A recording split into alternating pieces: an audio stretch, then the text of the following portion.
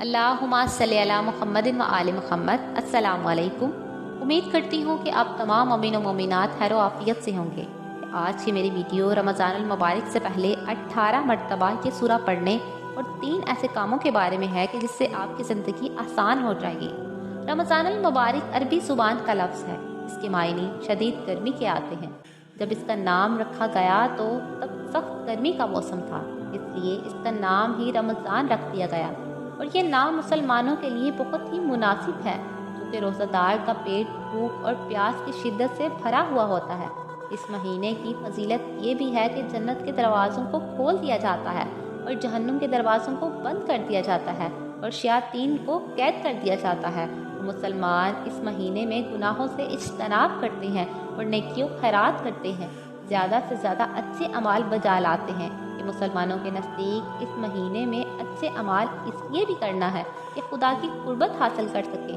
تو اگر آپ چاہتے ہیں کہ آپ صحت مند رہیں، آپ کی تمام جائز حاجات قبول ہوں، رزق ہو یا کاروبار، تو یہ عمل لازم کریں۔ تو آپ نے کرنا کیا ہے کہ 18 مرتبہ سورہ قدر کی تلاوت کرنی ہے۔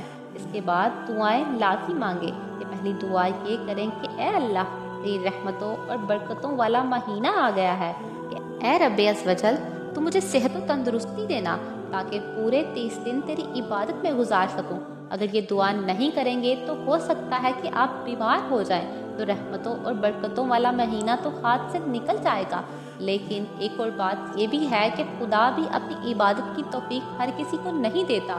جو چاہتا ہے کہ جس کے دل میں چاہت ہو عبادت کی، خدا کی محبت کی، تو اس کو توفیق بھی ملتی ہے۔ کہ اللہ کے رسول صلی اللہ علیہ وآلہ وسلم نے فرمایا کہ اگر تم اللہ کی عبادت کا شوق پیدا کرنا چاہتے ہو تو تم 10ویں اور 11ویں وارث یعنی امام علی نقی علیہ السلام اور امام حسن عسکری علیہ السلام کا واسطہ دے کر اللہ کی بارگاہ میں دعا کرنا کہ اے اللہ، تجھے واسطہ ان 2 اماموں کا، تو ہم کو توفیق دے اپنی عبادت کرنے کی۔